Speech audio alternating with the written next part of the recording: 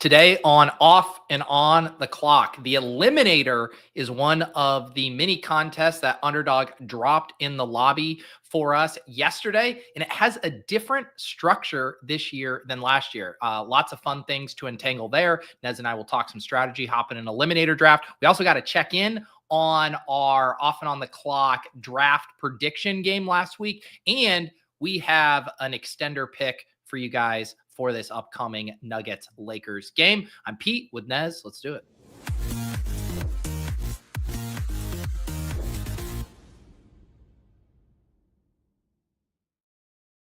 Where are we? There we are. We got a two-man pick and roll going today. I believe John, did he say where it was? Is it Cruise, Alaska, something like that? I don't know. An Alaskan cruise. He was telling me how beautiful the weather is in Vancouver right now, and he's heading all the way up to Alaska on a cruise right now for a week. So I'm sure he'll enjoy it, but it's kind of like a funny getaway to weather-wise. So he wasn't like super thrilled about that. That's the John life where you're not super thrilled about a cruise you're going on. So we should. No, it's par for the course.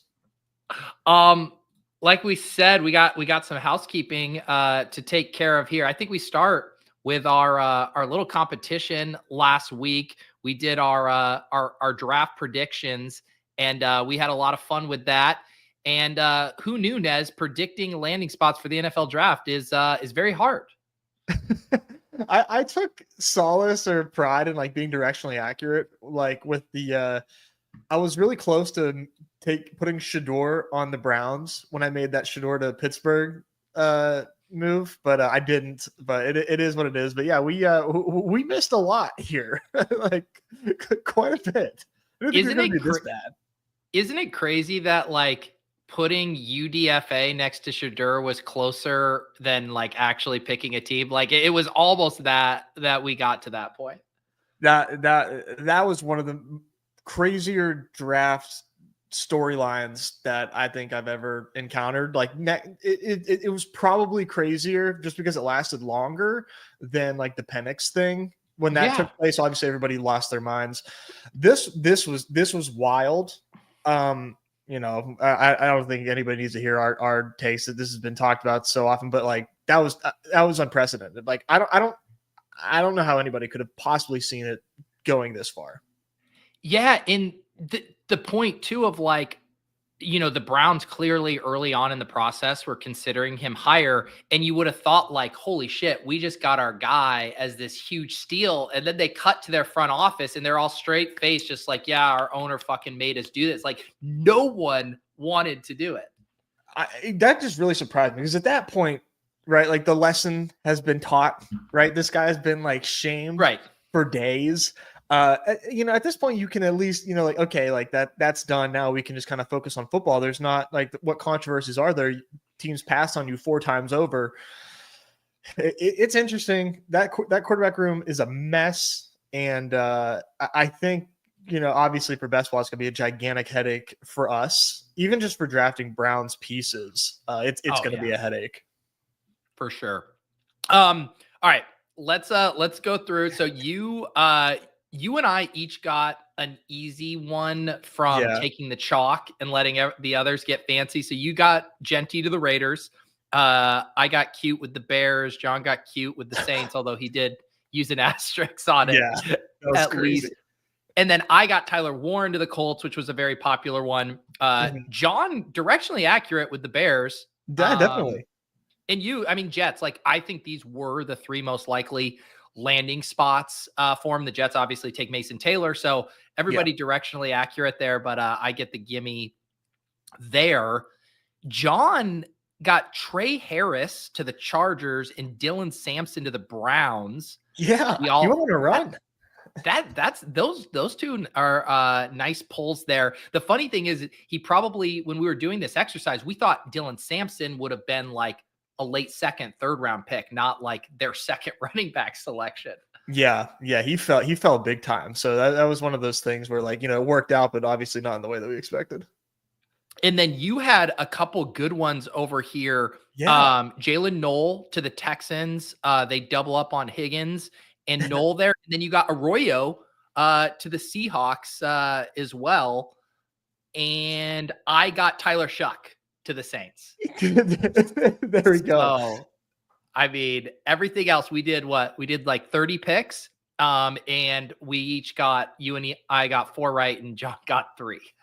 It's funny we didn't even have Dylan Gabriel in this exercise, and he goes so early. Do you want to talk about this? Is, John would be, if John was here, he would be talking about your Luther Burden Chargers, Scatabo Chargers, Loveland Chargers, and then he just kind of swoops in. It's like, no, Trey Harris Chargers. Yeah, I'm firing all these shots. John, of course, one shot gets the Trey Harris call. He's rising right now, as well as you would expect. Yeah. What other you hopped on the chaotic ship chasing stream there for a few minutes, but and I know you and John talked about it briefly, but did you have any other things that surprised you or macro takes after the draft? Just like the Steelers' confidence that they're signing Aaron Rodgers, just to me, just really stuck out. So I have taken Aaron Rodgers. I've been doing the puppies right now so far, just to kind of like get myself familiar and ready to go when I start doing BBMs, because the 20-second puppies are phenomenal, just the best. So I've been doing some like 18th round Rodgers. That was like the biggest thing for me, was seeing the Steelers just completely punt. Well, they took Will Howard, but like they essentially punted at quarterback. So I cannot imagine that means after trading and signing DK Metcalf that they're not about to sign Aaron Rodgers. Are we experiencing, like, similar to the Giants? I think even the Colts, even the Jets, like, it's weird that what should be happening, right, is that these teams throw a ton of shit against the wall to find an answer at quarterback. And it's just like, we'll draft a guy, we'll pick a guy up in free agency, we'll trade for a guy, like, let's just see if anything works. And we've seen with Russell Wilson, obviously Rodgers, like, I was wondering if this was the case with Fields. Like, are these teams getting these guys in the door by making promises to them about what their competition or lack thereof will be, and then just going in a turtle shell during the draft? Because you look at some of these teams, like, why aren't the Colts adding more competition? Why aren't the Jets? Like, we both love Justin Fields, but like, I still want him to compete for the job. I still want, if there's a really exciting guy I could add to that room who could be the franchise quarterback, like, I want to take a stab on that. It's just so weird that everyone's like, no, we're good. We're good. Like, why aren't you tripping over yourself to just see if Jalen Milroe is anything? Seriously, because it's like, the payoff if that player does turn out to be like a gem is just so massive. And I mean, Mel Kiper had a crash out on a true crash out on during the NFL draft, but he was right. I mean, what has the NFL done to show us that like they can evaluate quarterbacks effectively? Why not just like take some shots? I know that these guys, that they get really stuck to their scouting process, and it's I will say, even though I'm not sure it's true, they know more than us when it comes to this stuff, but like, it just, to me, it seems like a no-brainer at certain draft capitals to take shots on guys. Yeah, it's funny, Disbanded here says it looks desperate. Yeah, too. I wonder if there is such that, like, macho, like, no, we got our situation under control, like, we're good, the guy's in the room. And it is just weird to me that it still is, and you see it with Shedeur, right? Like, there's managing like fan expectations with these decisions. There's managing players' egos. There's coaching and GM dynamics at play. And it does go to show how hard it is to make like smart long-term decisions for the franchise when you're trying to, accommodate all these short-term initiatives. Yeah, there is an ecosystem of a locker room to maintain. So there's that's definitely part of it. Yeah, I think the other kind of like huge thing that I've been chewing on since the draft is like, I'm kind of surprised at how little the landscape for fantasy really changed. Like, I was expecting a more monumental shift with these running backs. And then a lot of the spots we thought were incredibly clean, the Chiefs, the Cowboys. I'm forgetting a couple off the top of my head right now. The Bears, all of them just kind of like didn't do much. Mm-hmm. And I thought we were going to see like the Dylan Sampsons, as opposed to being the RB3 on the Browns, he would be the RB1 on the Bears. Like, I thought all these fits were going to come together and we were just going to get mass chaos. And I'm like, yeah, there's some risers, there's some fallers, there's some interesting things, but it was way more tame than I thought it would be.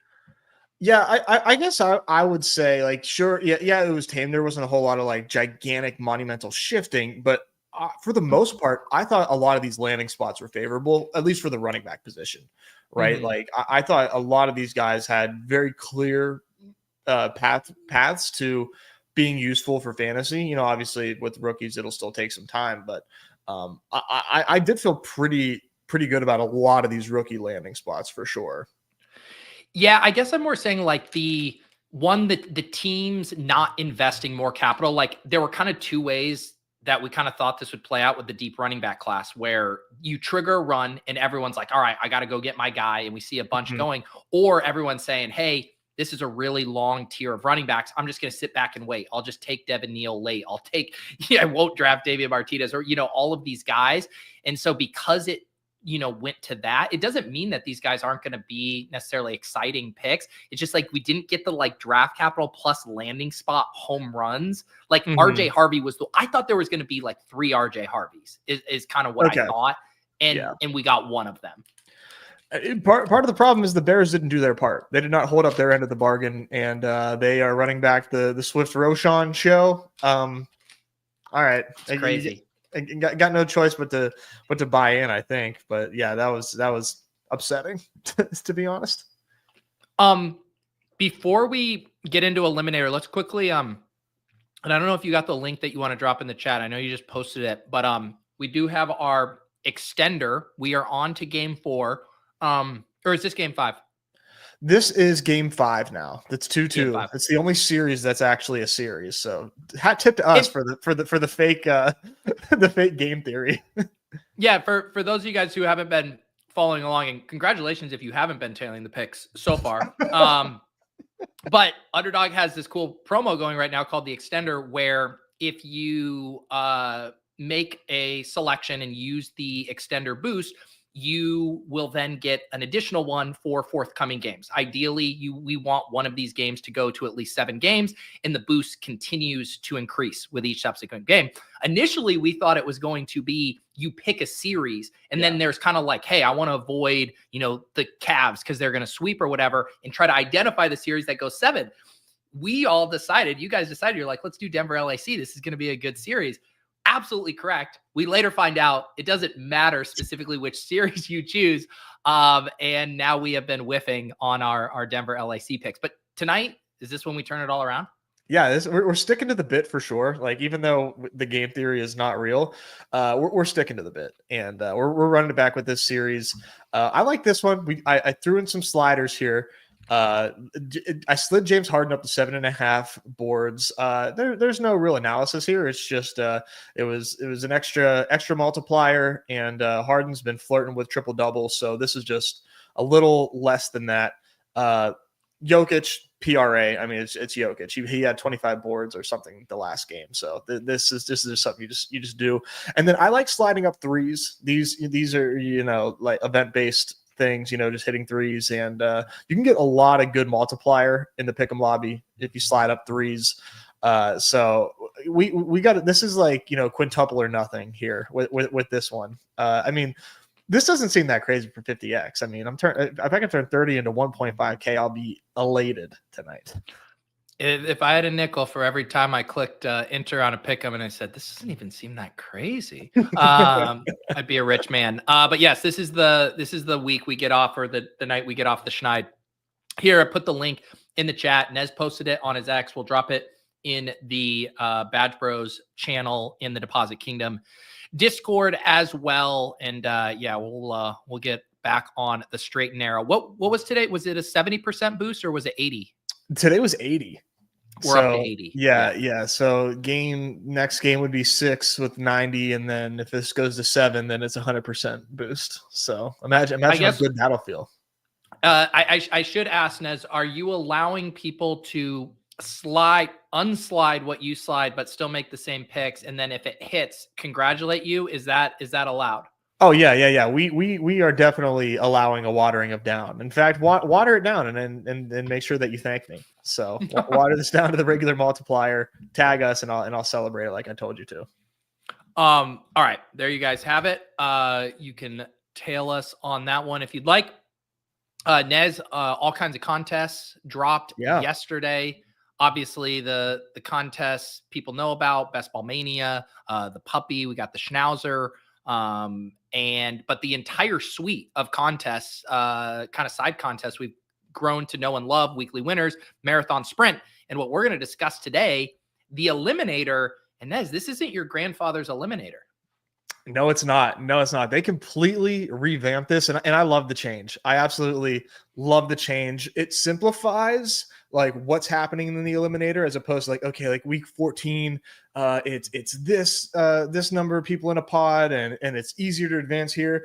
It completely simplifies it. First off, every single week is 50% of the pod. So even week 1, 6 out of 12, then 1 out of 2 the rest of the way, 3-seed final.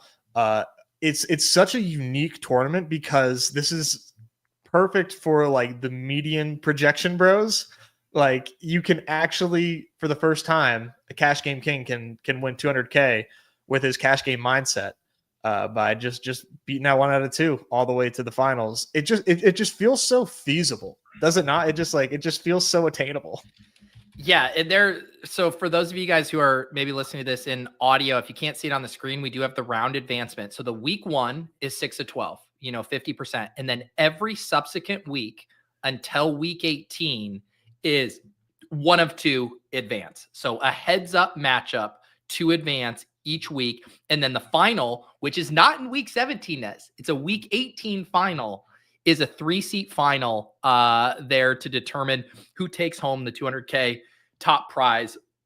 I also love this. I've seen there's some people, the criticisms I've seen is like, oh, you're flipping coins. The pod luck, obviously, like by pod luck, we mean literally your single opponent, there.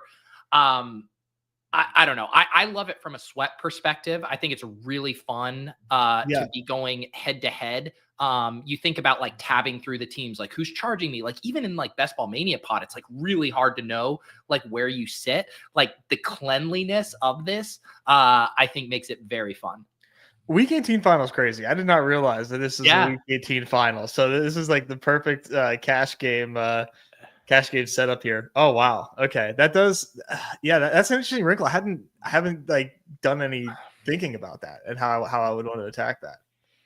Yeah, and I mean, I think too, like what's fun is obviously like if you played last year Eliminator, or say if you played like Guillotine Leagues too, where it is like a floor game in that you're not trying to finish last or you're not trying to finish in the bottom third of your pod or whatever. I do think this kind of tilts it back to like, I want to build a fucking wagon. Like I want to build a team that is just going to blow the doors off of everybody. I do think it like we talk about Eliminator ass picks last year. It's like, like I don't want to be taking zeros. I want to have like a high floor, but I also want to have a massive ceiling so that I can just bulldoze you know what I mean? Like it is kind of changing the calculus for me. Yeah. I'm still stuck in like the 1 out of 2, just beat 1, win in advance. So, but I have considered like, obviously like you want to have a wagon. You absolutely want to have a wagon.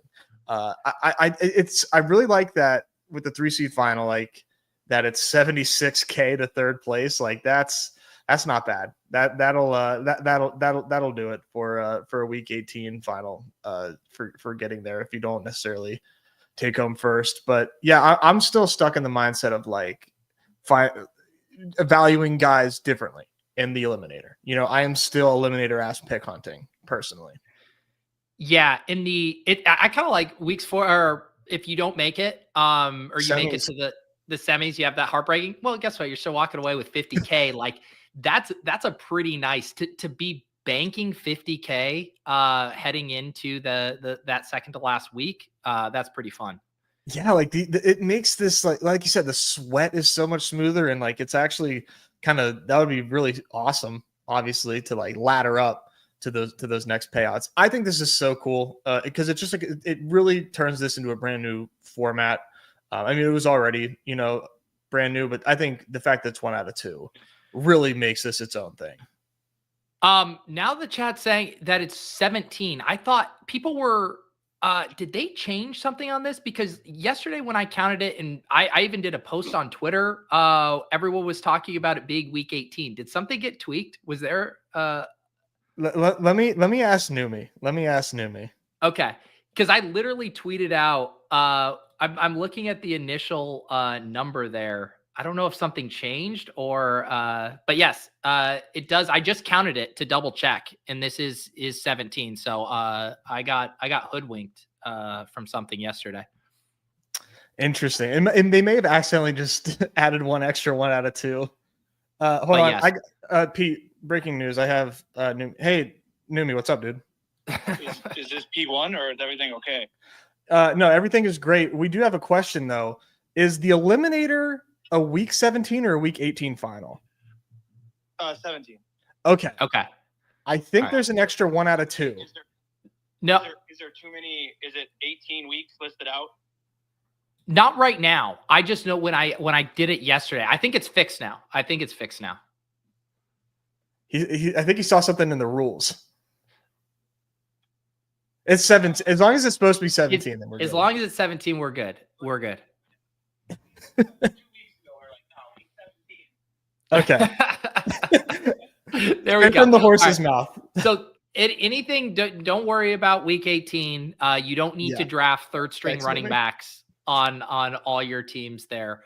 All right. So resetting us for 17 weeks. What other kind of things go through your head for this contest? Obviously, like, you still are balancing that dynamic of, like, you can't have 12 rookies on this team. Like, you're gonna get wiped out early if you're too back weighted. Yeah. I obviously got to be careful with the rookie stuff. But I do think that one of the micro edges is kind of maintaining your own ranks, because the Eliminator does have a different set of ADP than the NFL 2025 season ranks do, which is what your puppies are and your BBMs are. So those are obviously way more liquid markets, and the ADP is going to be more efficient there and move faster. While you're playing a different game here, I think at least early on, like if you were attacking the Eliminator early, I think one of the biggest edges is having a good set of ranks and moving up these risers that have not risen enough in the Eliminator, because there's only been 100 lobbies or so, or however many that there have been compared to the puppy and whatnot. So keeping an eye on those early rises, at least early on, I think is pretty important, because the ADP is not going to move as much. Yeah, I think that's a good thing. And if you guys aren't specifically familiar with what Nez is saying, like, this is a different contest within the system. So like the puppy and Best Ball Mania and Schnauzer will all work off the same ADP. So when there's a reason RJ Harvey's ADP is already up to 74, because that worked very quickly. But you can see here the Eliminator has a different ADP, and because the volume is going to be smaller, there's a reason RJ Harvey's ADP is behind where it was in the Best Ball Mania. So I think that's a good shout out here. Yeah. And then I'm also thinking differently just about lineup construction, obviously, and the idea that, like, I am probably hunting for my flex in the running back position. The way that I'm interpreting, what the way this is set up. Well, yeah, I mean, you're looking at, if you just think about it through, like, the reason you can get away with not playing things that way in the weeks 1 through 14 contest is because that production can get smoothed out over the course. You can get a spike here, have a down week here, but, like, you are going to be needing to raise your floor on a weekly basis. We know running backs are the highest projectable spot that are going to give you the highest floor. And if you don't believe us, you can play dailies and you can see, I did the math this year. The running backs appeared in the flex 90% of the time on winning lineups in the flagship BR. So I think that's a really good call out, that you're going to be wanting to raise your floor. And the best way to reliably raise your floor this far out, right, where we don't have news, there's a lot of uncertainty, it is to take the more projectable position. It's not to say it's going to work out, but just the way things shake out on a week-to-week basis still tilt to the running backs. And then the other thing about it, like, one of the reasons, like, Zero RB is so potent in Best Ball Mania 2, and you need that wide receiver firepower is because you need the Chase, Jamar Chase, who goes for 50 in week 17. A lot of the lesser wide receivers can't do that. In a 3-person final, you don't need the 50 ball to take it down. It sure would be nice to have it, but you don't have to have it in the way you do in these super large pod tournaments. So I think those are good shout outs. Yeah, it's a really good point that, at the end of this thing, it's only a 3-person final. So we don't necessarily need to be, week 17 hunting or anything like that, in my opinion. Bye weeks too, I think, are obviously, I don't think anything changes from a bye week standpoint here. They're still pretty important. I would consider it suboptimal to be drafting right now without them. But if you are going to draft right now, I would definitely lean towards 3 QBs just to insulate yourself from any bye week run bad. I just think that would be a good idea at this point. Yeah, I think even in general, like the 3 quarterback, 3 tight end is probably the optimal way to play this. And like you said, especially before the schedule is released. It is interesting. Like you can both get away with more and in some cases get away with less when it's just like a head-to-head thing, right? It's like you might be able to skirt by because you're only going against one team. On the other hand, you might run into a wagon yourself and have like a really solid team. And so that's where the pod luck comes into it. But I do think drafting it a little more aggressively than you would have done last year, I think makes sense to me. Yeah. I guess I can understand it just because there's so much money. I'm just thinking just because your competition's always such a smaller pool that I have trouble wrapping my head around that. I understand it, but I guess I should say I'm still hunting for league winners. You know what I mean? Okay. To use the example last year, I think if you would have, and obviously last year was kind of an outlier year as far as how many good rookies we had, but if you shied away from Brock Bowers because you thought oh, it could be rough at the start or whatever, if you shied away from Jaden Daniels, if you shied away from Bucky Irving, those guys were both league winners. They were league winners across any format you played. Essentially, maybe Bucky's a good example, right? Because he wasn't as impactful early on, but then absolutely would have been a guy you love to have. And I think it's just more, you're walking the tightrope a little bit more in this, whereas in Best Ball Mania, if you can sneak in that team that just barely makes it in and then it gets hot and has everything going for it, you're like chef's kiss. In this, it's you still want the Bucky Irving, but you have to balance it with what's our new favorite word, a chaperone. You have to be able to get there to enjoy those spoils. Yeah, 100%. So just all right. Yeah, I mean, Mark says here, I've done some initial research on how to win this format. It's exactly the same as BBM, really, except you just want to front load your production a bit, which means it's the opposite of BBM where you're trying to backload your production. But I understand what you're saying there. All right, let's hop in an eliminator draft here. I went ahead and got us in one here. Nez, and you whipped up a little of your own ranks that I dropped in for us here. Yeah. A little hat tip to the leg up guys. I couldn't upload their ranks to here because it's a different set of player IDs, but they have a PDF and even a CSV where they show how the delta between their ranks and ADP. So I just kind of went through that, looked at some of the starkest differences, and then made the adjustments as needed, and a little bit of a IKB involved there as well, just so we're at least sort of in line with what BBM looks like, because they're so different right now. They're way different. Well, and that's the other thing, because you still have to think about the ADP landscape. Right now, I mean, yes, there's some wide receivers I like and have some guys, but after pick 100, I mean, the wide receivers dry up so fast. The pool gets so bad. That, and maybe you say to yourself, oh, I want to do a hyper fragile build. I want to start with 3 straight running backs. Give me those projected points. And it's conceptually, I don't mind that idea, but in practice, the wide receivers you're having to get to facilitate that is really rough. Yeah. We are still, I guess, to kind of talk out of both sides of my mouth a little bit because I was like, yeah, I want running back production. We still have to start 3 wide receivers, and the way that the underdog ADP is, people are going to be taking wide receivers early. So you definitely don't want to zag too hard, of course. Yeah. Yeah, it's funny when you put it this way. Dabk says going 15-0 from week 2 to 16 as your competition gets stronger every week is insanely daunting. But this is the sacrifice you make to, like, if you are one of those 6 final teams, like the joy and jubilation you get to experience compared to even someone making it to the Best Ball Mania finals with 539. Like, yes, all of us would kill to get there, but you still got a long way to go to realize that. Whereas, like, in this, for those final teams, even the final 12, like, God, that is going to be a fun experience. Yeah. I do plan on. I forget how many eliminators I did last year. I did so many drafts last year, but I do think I'm going to put quite a bit of volume into this just because it just seems so damn fun. And I think tends to lean toward my strengths as a drafter. I haven't had a ton of good fortune in the traditional best ball space, so maybe this 1 out of 2 best ball eliminator format is my calling.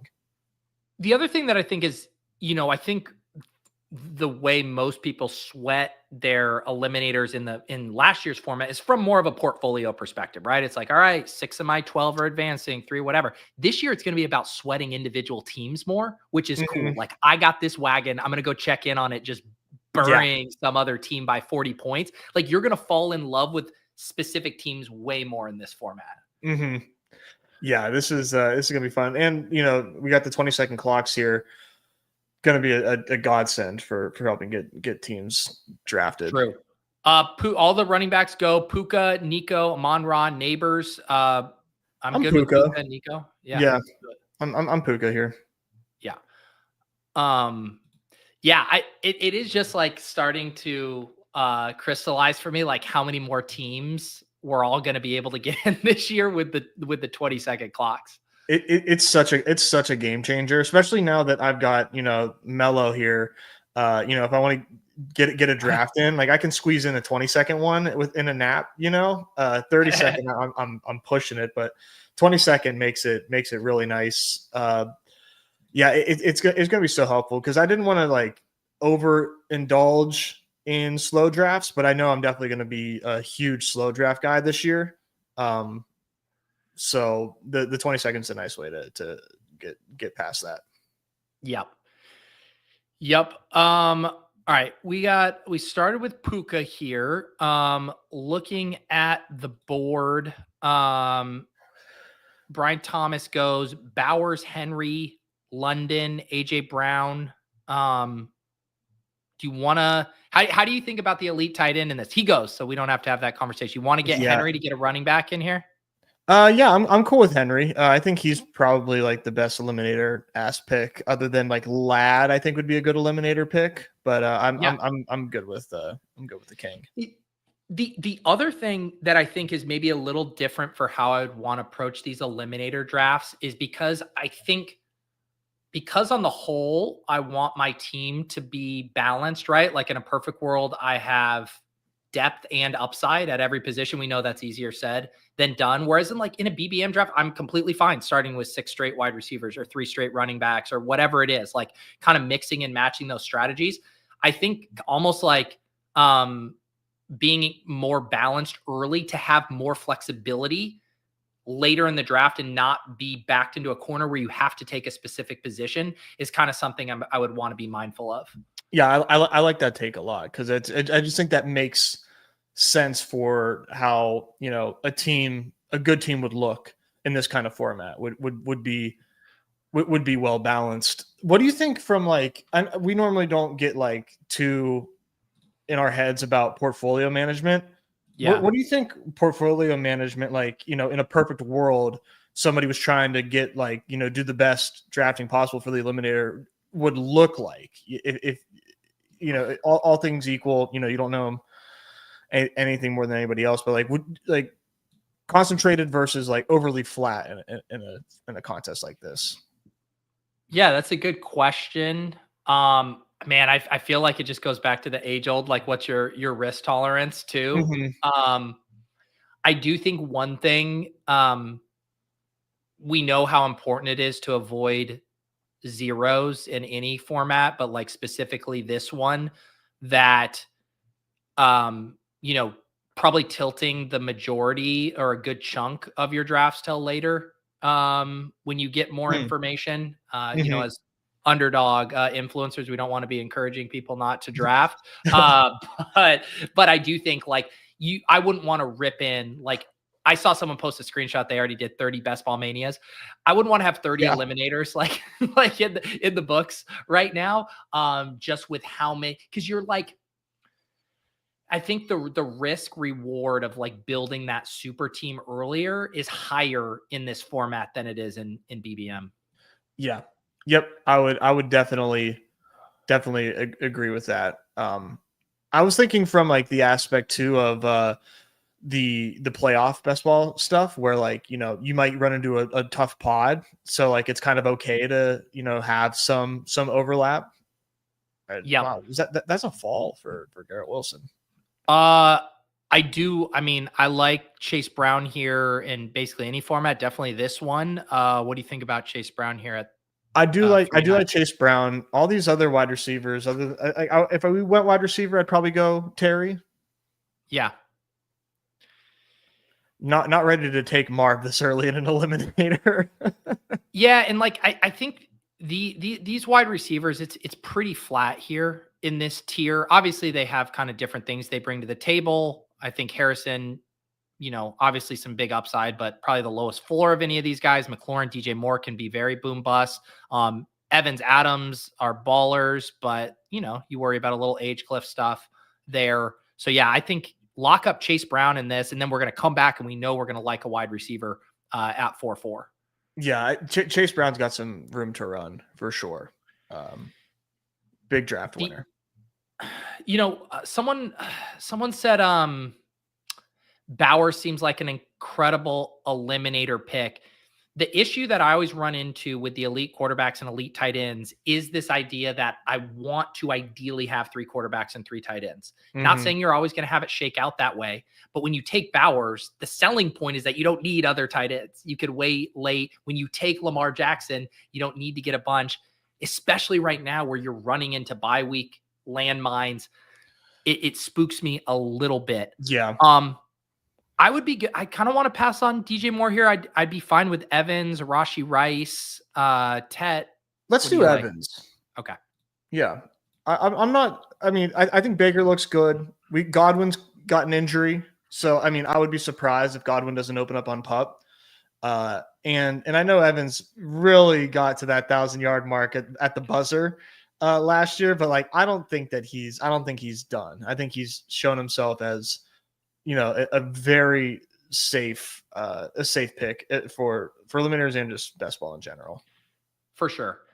And like to circle back to the onesie stuff, the other element of why it works out, it's like a double whammy, right? One, you are kind of covering yourself by having multiple players to cover the onesie, whether it's injuries, whether it's buys, but also the way the draft landscape works. Some of the best bets, the surest bets are, say, that quarterback pocket from like pick 100 now to 150. And then those tight ends from like pick 150 to 180, where you are sacrificing maybe a little bit of upside with some of the other, you know, wide receivers, running backs that could go in that range, but you know, those guys are going to be starters. You know, they're going to be on the field. Like it's really unlikely they'll be zeros, and kind of tilting your exposure where you get the benefit of, I get all my firepower at wide receiver and running back early, and then it pushes me to a 3 QB and 3 tight end build at also the same points of the draft that those positions are values. I think it just lines up really well right now. It's tough to not set yourself up to take tight ends at that spot, because like you're avoiding, like those tight ends there are like really likely to see the field a lot. And so like you're taking they're safer picks in the idea that they're going to see the field a lot. and you're probably avoiding busts at, wide receiver or running back on top of it. So they're just, to me, at least, last year, they were just like the best picks on the board were those late round tight ends, just given those two factors. And right now I think tight ends are like massively underpriced, and it could be because we're coming off a 20 round ADP and that's what carried over. But right now I think every tight end is pretty much underpriced. I am good with any of these 3 wide receivers here, Ridley, Waddle, and Addison, and then kind of seeing what comes back to us at 6'4". Do you have a favorite? I'd say Waddle for the Eliminator. Yeah. Waddle also has that kind of, if you buy into still funny business with Tyreek Hill, there are outs where Jalen Waddle is just the wide receiver 1. If you work under the assumption that that's maybe a volatile situation, which I think that's a safe assumption to work under. Yeah. So yeah, I like Waddle. I was grabbing him a lot at the end of the big board too, where it's just like he could be a CLV king. Like you're getting him at just like a very fair price. Very. But not only the CLV, but like the contingent upside is just, even in a couple game scenario, much less an entire season, is massive for him. Yeah, like I don't think he's bad now. We were just for 2 years in a row, we were taking this guy in the second round. All right, we are back on the clock. We could get a little rookie upside with Judkins, or we could grab another wide receiver here. I would I do like Ridley, but if you want to go Jennings, we could do that because that's a safer offense. Yeah, Jennings is an eliminator ass pick here for sure. There was a comment in the chat about stacking, which I think is a really good conversation to have for the eliminator. Obviously, stacking opens us up to variants that we generally like in tournaments, especially in the playoffs. Obviously, here when you're playing against just 2 or 3 teams every week, that dynamic becomes a little dicier.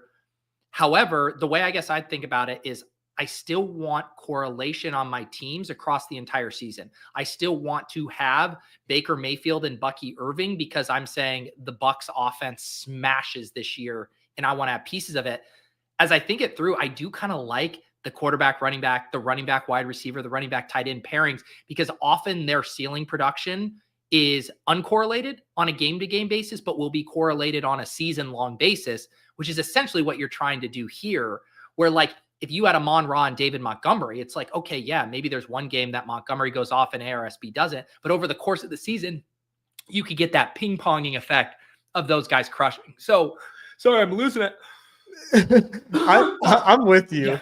I'm with you on the stacking, like the team stacking, right? Just like building around an offense, because that's going to be the type of team, like you, especially because when that happens, like what you're getting right is like multiple picks that were undervalued, and that just obviously just makes your team so good because these are guys that should have been going 3 rounds ahead at their respective prices. And that still holds true to this. Like you still want to draft a wagon, like you said. Maybe you don't queue up, you don't star method your week 17 to beat out a 3-person pod in week 17. But you definitely want teammates, right? Like you are making a bet. Continue to make that bet. Yep. All right. Here's our team so far. No quarterbacks, which is fine. We got our 2 running backs at the top, Derrick Henry and Chase Brown, up to 4 wide receivers, Puka, Mike Evans, Jalen Waddle, Jawan Jennings. No rookies yet, but have no problem with that, especially with how the board has fallen. And yeah, I think like this is where we start to see, I mean, there's a kind of a cliff at both positions, but I'd argue more so at wide receiver here. Definitely good with a Shakir or Pearsall in this format. What do you want to do? Pearsall with Jennings, does that give you pause? Would you want to break away from that? I would probably say Shakir. Yeah. I do like Ricky. I like what we saw from him last year. But Ayuk eventually coming back, could really hurt. He would be probably 4th in targets, maybe 5th behind CMC and Kittle, Ricky. So I just think like that's, if we're playing the CLV game here, I think Ricky has some room to fall. Yeah. And again, like you think through. You can, if you're going to be drafting this contest all summer, you're going to be able to get your Ayuk exposure later. Like some of these rookies, like if we hear more bullishness on their roles in camp and stuff, it's like I just kind of right now feel like I can tilt my exposures away from that, like how we broke those ties in these spots to get the safer asset, especially if all things are equal. ADP wise, general kind of projection range. So yeah, I think there will always be time to circle back. And right now, we just want to make sure we're not drafting a dead team essentially in April. Mm-hmm. We're looking just a little bit off course here. We'll get to our pick when we're up. But Igbuka just went, and Luther Burden, 2 rookie wideouts that kind of went into like kind of stacked-ish wide receiver rooms, but at good capital. Are you going to let those guys fall a little bit, or do you just like them right now? I think in this format, like I don't want to take Igbuka at that price. Mm-hmm. This Pearsall dip is kind of interesting. I'm also open to Mayfield. I know. Because what do you think? So maybe we still have like stack options. Let's try Ricky. Yeah. Because we still have Stafford, and we still have Tua. If we have Purdy, that'd be fantastic. Still available too. So we still have stack options. Yes.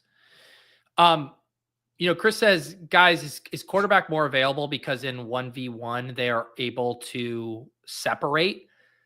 So I think it is kind of instructive and to think about a lot of this contest also through the lens of playing cash games, right? On Redacted, where like, what are you trying to accomplish? I think having the mobile quarterbacks that raise your floor is really intriguing. Mm-hmm. But the opportunity cost of the elite mobile quarterbacks might be too much. But, as we talk it through, like guys like Fields, obviously in this cheaper range, Kyler, I'm sure you can help me think of a couple other ones here. Bo Nix, like that kind of seems like a sweet spot where you get floor, you get ceiling, you're not passing on a premium running back or wide receiver to do it, but you don't need a monster ceiling each week at quarterback in this format. Yeah, I think I would personally have a lot of trouble taking a quarterback in round 3 or 4 in this format. Yeah. Is it wrong? Not necessarily, but I definitely agree with you that like I'm trying to accomplish what you said. Like the mobile quarterbacks at a good value that have good floors is really what I'm more looking towards. It's a very interesting conversation, right? Because I think you can definitely take those cash game elements and put them here. Right. And again, they're not that they're directly comparable or apples to apples, but you rarely see paying up for quarterback in those formats because you're trying to use your salary at the more valuable positions that aren't as flat from a points perspective. And that's why, because it's your 5K quarterback can hang in there with the 7K quarterbacks often way easier than the 5K wide receiver can with the 7K wide receiver. Yep. Yeah. It takes us all the way back to, the Brock Bowers conversation. I mean, Brock Bowers on any team feels awesome, but like, yes. is it the move here? I don't think I'm getting my Brock Bowers exposure in the Eliminator. But yeah, if he fell, shoot.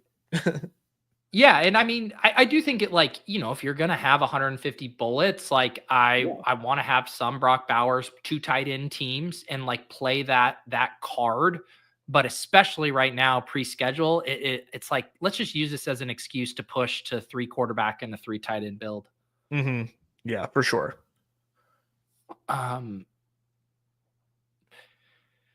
Because it's like, it doesn't even matter. I think you could say the elite QBs have a higher floor than the elite tight ends do, respectively, because you'll still see, I mean, even last year, for what an insane league winner Brock Bowers was, and obviously that's cost adjusted, but there was a game where Desmond Ridder could not get him the ball. Like you still get some really ugly things.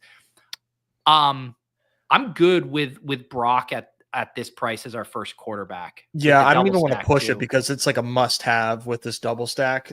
Personally, like let's just let's not push this one. That feels great. It does, especially like getting the Pearsall as a nearly full round value, getting Brock slightly after ADP. And it's just like once we take Jennings and Pearsall, I mean, we have to have this offense cooking. You kind of do. Like you're not totally dead if you don't get Brock, but man, it definitely feels like a very bad pick. We would take the 1v1 swap if we didn't get Purdy there any day. I was hoping Jordan Mason would have came back to us. That's a nice pick, yeah. Brandon says, isn't punting tight end usually the move in cash? Punting quarterback and tight end is generally the move in cash, and you spend all your money at running back and wide receiver. Yeah, there's a lot of sub 3K tight ends rostered during cash game season. Because what you're doing in those is you're just hunting the touchdown. Basically, it's like I want to pay as little as I can for it, because the guys who project for a ton of targets are, for us, the equivalent of top 5 round picks. Yeah, so might as well pay less at tight end and get more shots at a touchdown. You know, I think there's a few different places we could go here. I don't really want to do the wide receivers here. I'd say Andrews, Etienne, Pacheco, Ingram. I was going to say Pacheco. Yeah. He feels like a draft winner. Etienne definitely does not. I mean, I'm willing to write off what the poor Pacheco performance at the end of last year to coming back off an injury so soon. So, you know, the fact that he was a draft winner, in my opinion, that makes he might rise. I don't think he will, but we were taking this guy in the 4th round, right or wrong, last year. Yes. And they didn't add too much. Yeah. And I still like my concern for Pacheco, and this is like a very good place to like flip your kind of how you think or deploy these. Like I passed on Pacheco in the Swolecast draft a little bit earlier in BBM because like I am worried, like we've seen year after year, whether it's the pass catching back, the Jerick McKinnon get the increased role, whether it's the rookie coming on this year, it was Kareem Hunt with the injury. Like there's always tomfoolery with the Chiefs. They're the team that can sign the player. They're the team that could all of a sudden say, hey, Brashard Smith's our guy. Like I worry about that for Pacheco and kind of his longevity through the playoffs. But again, we're playing a different format here where that early production, if he passes the baton to someone else, if he helps get us through, you know, the first 8 or 9 weeks, that's valuable. Yep. Yeah. He's good here. Yeah. Huhames, we kind of talked about it, about the stacking in this format, and not to rehash it, but just think of correlation as in 2 different ways. There's within a single game, or even within a single play, you know, a quarterback to a wide receiver, but then on the team level, the correlation, I think we all agree. And I know Hayden and Josh would agree, just draft good teams on good players. We want the players on good teams that are scoring a shit ton of points. Yeah. Correlation helps us accomplish that. And we shouldn't be steering away from that just because it opens us up to week volatility. Yep. Yeah, 100%. Because you could even open yourself to more volatility or just bad teams by not stacking. Because, like, you know, you could also look at the other end of the spectrum where if you're not stacking, you're exposing yourself to more players on bad teams. You know, that's also the other side of the coin. And I would say, too, like, we weren't going out of our way trying to get Niners double stack through the first 10 rounds, but it was the best player on the board and we got values at it. You know, let the stacks come to you if you're getting it at good values. Yeah, 100%. There's a guy in the queue, or not the queue, but in the player list right now. I don't think this is necessarily a big leg up likes him too. We'll see when we get there. But okay. And so Ferg here, I think is a smash. Yeah. I wonder if he cracks top 100 in Best Ball Mania. I mean, if they don't add anybody, of course. Yeah. I think a couple things happened, right? Like, because last year he was going, what was his ADP closing in BBM, like 90 or something? Pretty high. Yeah. And I think it's less about him and more just what's happened at tight end, where you're now going to have Warren and Loveland, who in a lot of drafts are going to flip him.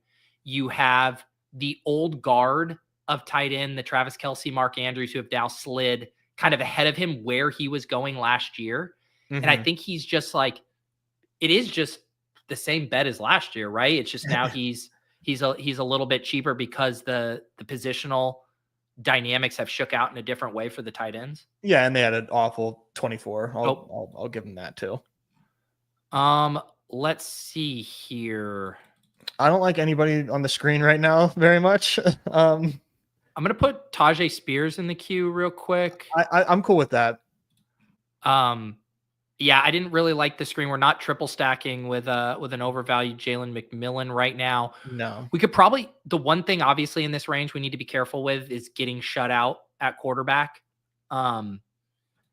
So I think we should start thinking very strongly about our QB2 with this next pick. We probably should have just like reached on like Cam Ward there. Yeah. I guess maybe in hindsight, like he's someone that, you know, he probably has. I'm not sure where DK goes right now, but could be stacked. And he has the mobile floor. Correct me if I'm wrong. Somewhat mobile. Maybe in hindsight, a Cam Ward pick there would have been nice. But yeah, there was a lot on the screen there that I did not love.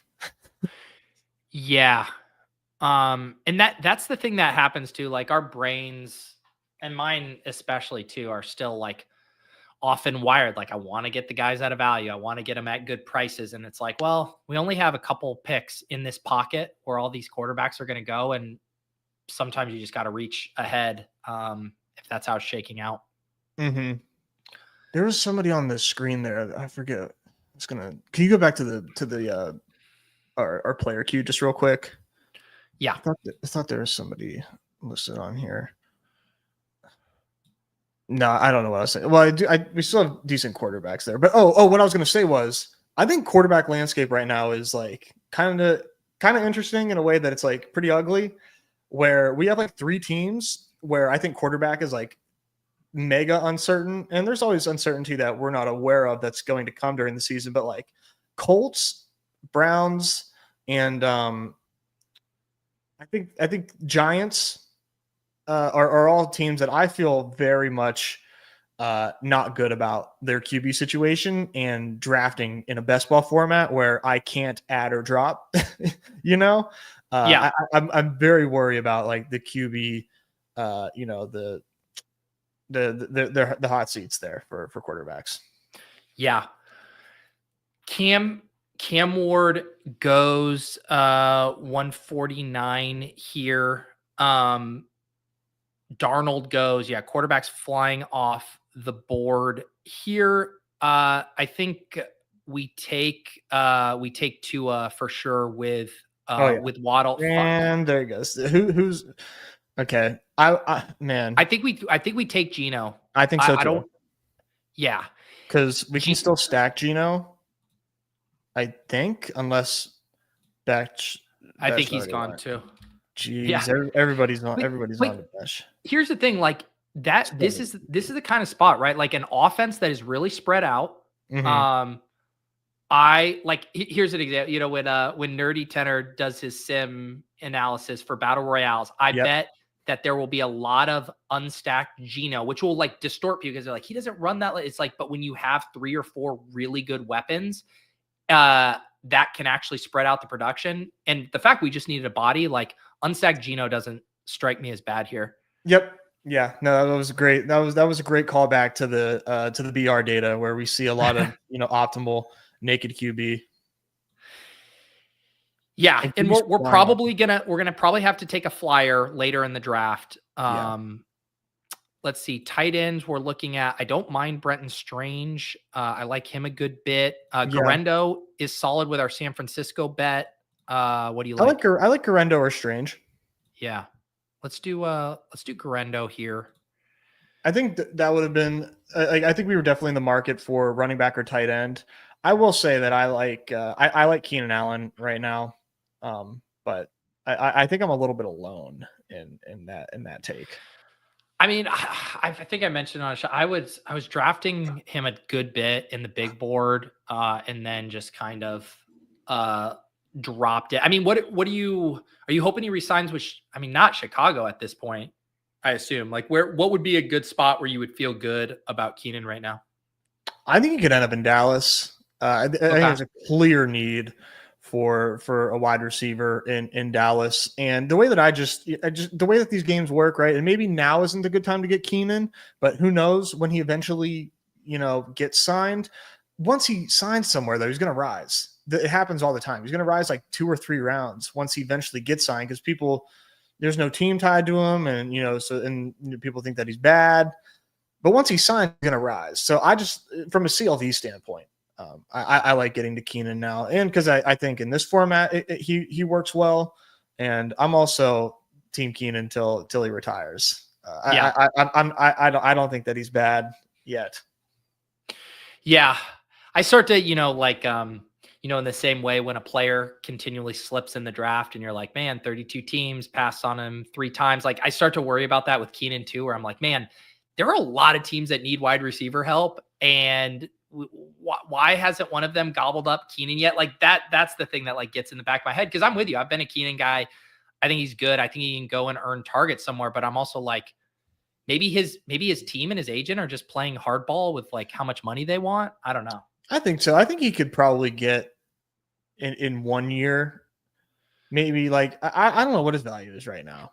I don't want to overvalue it, but like, I think maybe 10 or 15 million in a year, maybe something like that for the right spot. Yep. All right. We are about to pick. I definitely don't mind Cade Otton. Like we have Evans. We can play that offense. I like Cade Otton. Yeah. Him or Henry? Do you have a preference? I'd go. Let's go Henry. Yeah, I think I slightly prefer Henry because I think like the floors are kind of similar, and then you get just a little bit more ceiling, I think, with Henry. Cade definitely like plays like 120% snaps every game. But he needs bodies removed from the field. Otherwise, like it's 6 points. I think Henry's the better player. And, we're expecting a leap to be taken in New England. So if we think that, then Henry maybe is, a few rounds too cheap. I don't think that that's the case with Otton. I think the ceiling's definitely higher with Henry. Yeah. And I think we could take him here as well if he makes it back. Positionally, we're at a 2-5-6-2. We got Brock and Gino. Our running backs are solid. Henry, Chase Brown, Pacheco, Spears, Garendo. Wide receivers solid as well. Puka, Evans, Waddle, Jennings, Shakir, Pearsall, Ferguson, Henry. I think the biggest question marks for this team, or the only question mark, is just like, what do we do at QB3? Yeah. So are we going QB3 and tight end 3? Because then that gives us one more running back. Yeah. I think I'm okay with that. Same. Let's lock up Cade here. Yeah. As our third. Because I think it gets a pretty shaky after that as far as what you're getting. There's some guys that I can talk myself into, but for the Eliminator, Ferg, Henry, Cade feels so good. It's an Eliminator ass room. Well, let's talk. You mentioned, we're going to use 1 pick on a quarterback flyer, and then we have 5 running backs, 6 wide receivers. I guess that last one's up in the air. Yeah, we did. I mean, six wide receivers through 90 picks. Like, you can be good there for sure. And we don't have if there's not a lot of speculative rookies. It's not guys we're worrying about being zeros. Like, these are all guys that are going to catch the ball. Yeah, and you think what pick back here would have the best ceiling, or the conceivably best ceiling? It's probably a running back that encounters an injury to a teammate and now is seeing mega volume. Those are the cash plays. Those low salary running backs that find themselves into mega volume. A lot of the time, those are the guys that you like. Yes, I agree. Are you laughing at this comment? Yes. Is doing the Eliminator before the bye weeks are out, not just suicide. I don't know. I honestly, obviously, you're going to run into some of those pairings. If you look at the data for even Best Ball Mania, the bye week stuff, it has a pretty small impact on your overall advance rates across a 150 set. It is a difference, but it's pretty small. And I do think the bye week stuff in the smaller pods also becomes weirdly less of an issue too, right? Because you can be going against just one other flawed team. Whereas if you have the bye week in a pod of 12, then you're really in trouble. Oops. I like Giddens. It's a Giddens or yeah. At this point, I feel like the quarterbacks are all such flyers. Yeah. But Giddens is kind of a fun pick to add on here where you're just playing the clear contingent upside angle. Oh yeah. Behind JT, and we don't need him early. Yeah, he's like the clear RB2 there, is he not? I mean, I don't even know who they still have kicking around there. Let's see. Khalil Herbert is there, and Tyler Goodson. So yes, I think he's, despite this fourth on the depth chart, I think he will earn that job. I mean, you asked me in 2024. Yeah, I'm loading up on Khalil Herbert, but man, that guy had a fall from grace, to say the least. Milrow. Yeah, I think of like these guys. I mean, look who's here. It's devastatingly bad. Yeah. I think the play we're making, we have Brock, Gino. We know exactly what we're going to get from those guys. Milrow, I think there's a really good chance he's starting in the playoffs. Ideally in this format, we would have a better QB3. And for this team to like become a wagon, we probably need him to be taking over more like midway through the season as opposed to like halfway or at the very end. Yeah, I think we both agree that we needed 3 QBs, and I think if we could have done it differently, we maybe would have done a Cam Ward to not put us in a Milrow situation. But given what was here, I think Milrow was definitely the pick. Because I can also talk myself into, all right, Seattle, in my opinion, is signaling that, hey, we're gonna try our hardest, but they're kind of signaling a little bit of a rebuild here with the way that they tore down this offseason. Who would be surprised if they, see what they got in Jalen Milrow at the end of the season? It's just Sam Darnold in front of them. Could even be before then if Sam Darnold's not doing anything. Yeah. So yeah, fingers crossed we don't run into bye week hell there. Yes. Brock Purdy, Geno Smith, Jalen Milrow. There was a pretty crazy quarterback run there. I think looking back when we took Tajay Spears, we probably flipped that to a quarterback and then kind of add another running back late, as opposed to having to do the Milrow 2v2 there with Tajay Spears. But the running backs, Derrick Henry, Chase Brown, Pacheco, Spears, Garendo, Giddens, I think looks solid. We loaded up on wide receivers early: Puka, Mike Evans, Waddle, Jennings, Shakir, and Pearsall, Jake Ferguson, Hunter Henry, Cade Otton. I mean, other than late round Milrow, late round Giddens, I mean, I feel like we bought a lot of secure touches and targets. Yeah, no, I mean, I like this team quite a bit. So despite those last 2 picks, I mean, I think we afforded ourselves a little bit of risk with how we drafted before then. So I'm a fan, man. I'm a fan of this team. Those teams I drafted on stream so far, I like a lot. Yeah, and I think we did the thing we were trying to do and like be pretty balanced at running back and wide receiver early, give ourselves flexibility to pick the best player on the board. We tilted away from rookies early, and really other than that Milrow pick. So like when we took Spears, who was on the board, we took Spears at 136. So yeah, like I think we probably could have taken Cam Ward, Bryce Young, or Penix. Yeah, where we took Spears, and then we still get, maybe we get Tua or Geno where we did, and then we're kind of good there. And then where we take Milrow, we take an Eli Mitchell with Pacheco. Like that could have actually been nice. So that's probably the 2v2 I'd want back. Yeah, I think we did okay though. Influence is going to draft a team without Chase Brown.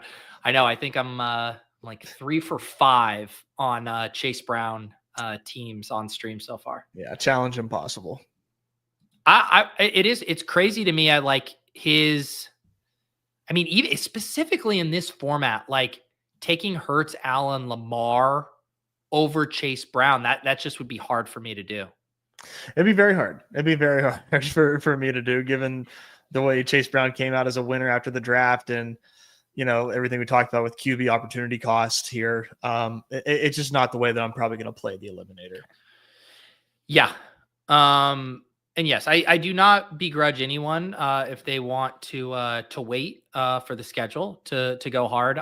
Nez and I were very excited to talk through the strategy, and a lot of people will be wanting to pile in when the schedule is dropped. So nice to get a little primer here in advance of that. And yeah, I'm excited for the format this year. I think from a sweat perspective, it's going to be awesome. Yeah, no, I think they did a great job giving us something unique. First time having a sweat like this in best ball should be awesome. So hats off to Hope. I believe Numi said she's the one that came up with this format. So great job, Hope. It's so great. Like the amount of this was like, we're all sitting around like asking our dad if we can smoke a cigarette, and he gives us the entire pack and he's just like, smoke them all. Like, that's what I feel like. I'm like, man, we haven't even touched on marathon, on sprint, on weekly winners. Obviously the community is now familiar with these formats, but it's like every one of these are just a pretty unique game type that require kind of a different strategic discussion. Yeah, no, it's good for us. I saw someone in there in the chat earlier asking you for if you had any vibes on NBA today. I've been out of the daily streets lately, so I'll let you. So the NBA stuff lately has been, as far as like talking about it goes for content, been tough because ADP has been really efficient. We kind of know who's getting the minutes. It's just a matter of who's going to show up and perform in the playoffs. I think for me, I've been lower on Cat. Every slate that he's been on, no disrespect to Cat, it's just the guys that are on the slate I tend to like more. So like I have Kawhi over Cat, I have Halliburton, James Harden over Cat because playoff Brunson I just think soaks up so much offensive usage that I like him quite a bit. So like I think the top 6 in ADP today for NBA is pretty secure. And then my other big stance that I have is I'm taking Russell Westbrook in the 6th round basically every single time. He's got a Q tag, and I think if he doesn't play, swaps are free. And if he does play, probably one of the better picks that you can have in the 6th round as far as ceiling goes. There's a lot of like 25 points sitting in the 6th round, but if things break Russ's way, he's the guy you have to have. Awesome. There you go. Little NBA primer for today. Looks like the contests are filling up fast there. A couple of them already filled. You still got the crossover. 100K on the Tuesday tip off, by the way, is massive. Love it. Love to see that that this, and it's halfway full, which is where you want to be at this time of day. We were teetering around different prize pools. So to go back to 100K here gives me a lot of hope. A lot of excitement. Well, it's great. Like when I was grinding the NBA there like a month or so back, I mean, there was never a 10K, like even on like some of the biggest slates. There was earlier in the season, but then we were down to like the 8Ks and stuff. And now I'm like, now we're back up to 10K.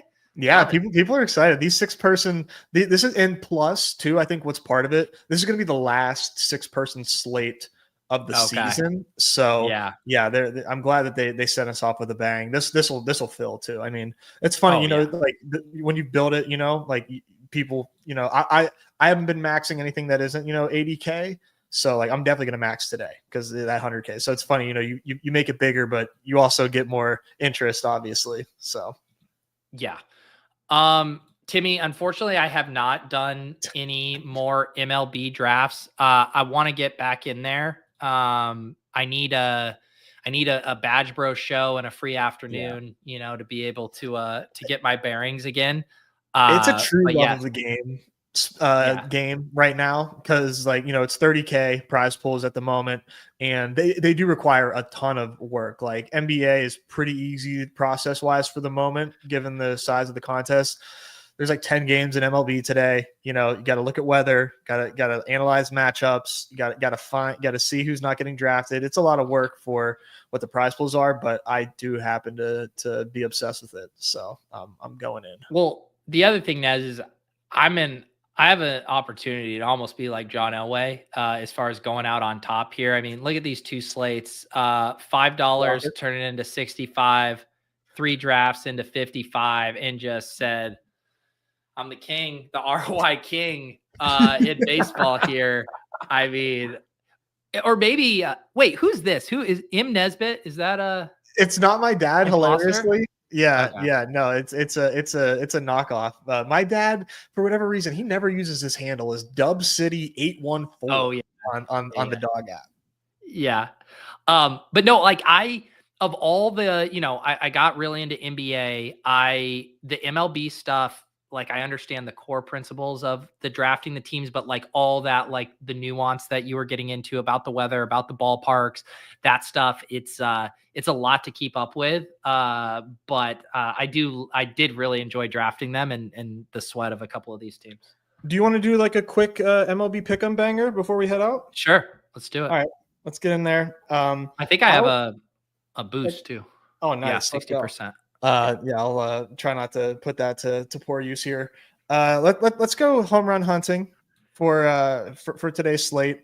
I really like Francisco Lindor to homer today. Okay. So we like him because he's hitting from the right side of the plate against the lefty, and the wins per our guy Kevin Roth are ripping to left field, which is where he's going to be pulling the ball. So I'm really into Lindor here.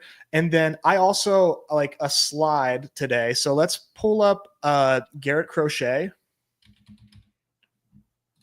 Yeah. And let's slide his strikeouts. The Blue Jays are not like a heavy strikeout team, but Garrett Crochet does have nasty stuff. So let's just like take this to 7.5, nothing crazy. Mm-hmm. And then just what's this at right now? 17. Let's just do one more. Yeah. Just one more banger. Logan Webb. He's facing the Padres in San Diego, and the Padres offense in San Diego has not been good. So this is kind of crazy, but we're going to slide the pitching outs, which is already assuming he gets into the 7th inning. And I just want to slide that to 20.5 for his higher. For pitching outs? Yeah. Yeah. So that takes us 1.24, gets us up to a 44.1. And if you're blessed like me to have a 60% boost, that can get me up to a 70.45. And Nez, that's not even that crazy. It's not even that crazy. Imagine how sick you're going to feel when you see that Lindor home run across your timeline. You're, let me check my app. Banger. Incredible. There you go. So now we got our two picks in for today. This Nuggets game's tonight, right? Yes, it is. Yeah. So we got, if you guys missed it at the top of the show, we got our extender here. It's on Twitter. We'll drop it in the Discord after the show as well. Harden higher than 7.5 rebounds, slide that. Jokic higher than 51.5 points, rebs, and assists, or as the kids say, PRA. And then Norman Powell higher than 3.5 pointers made. 3-pointers. And then we also got our baseball one here, Webb, Crochet, and Lindor. Love it. Beautiful. Just watch Davis Maddox take second round Hampton and Kim, right? There's David, that had to have been a misclick. Second round Hampton. He's probably reeling over that. Ridiculous. All right. We appreciate you guys. I believe we should be getting John back in the saddle. If you guys ever have suggestions, stuff you guys would like us to do on Off and On the Clock, let us know in the comments or the Discord. I think our default is to kind of bounce around. We'll obviously have football being a big portion of these Off and On the Clock shows, but also would like to dabble in some of the other contests and games as well. So let us know what you guys are liking and digging. And otherwise, join us in the Discord, Deposit Kingdom Discord, Badge Bros channels in there, all kinds of good stuff. If you guys want to hang out and talk ball all day. Anything else for you, Nez, from a programming angle? Yeah, tomorrow I'm having our guy Emo Cowboy on the show to draft nice. BBM with me. So yeah, getting another ball knower on to help formulate my takes for the season. That should be exciting. That's a little later than the normal programming. I got to actually circle back and see when he told me that he could do that, but that'll be a little bit later. I think around 3:00 Central. I'm having Tyler on. Yeah. So that'll be 3 Central. Yep. So awesome. Tune in for that. Sounds great. Love emo. That'll be a great show. I don't have any shows tomorrow. Thursday, I'll have lulls, and then ship chasing. I assume Pat Davis and I will do our first draft together, and then I think the following week we'll probably get back to maybe a dynasty related show post draft. But yeah, check out ADP chasing today too. Like if you're doing any drafting, those guys went through all the risers, fallers, some really good conversations, kind of digging into them. They had a good combo on the Bears situation that I found interesting. Yeah, ADP chasing's a must for sure. Perfect way to keep you up with the market, and big fan of Shop as well. Yeah, really enjoying him. Yeah, the addition of Shope and Sanderson has been an awesome 1-2 punch there. All right, guys, enjoy all of your drafting. If I get all my work done, you might be able to catch me in a puppy as I go for a nice walk around 4:15. So there you go if you want to come bum hunt me. Otherwise, we'll catch you next time on Off and On the Clock. Peace.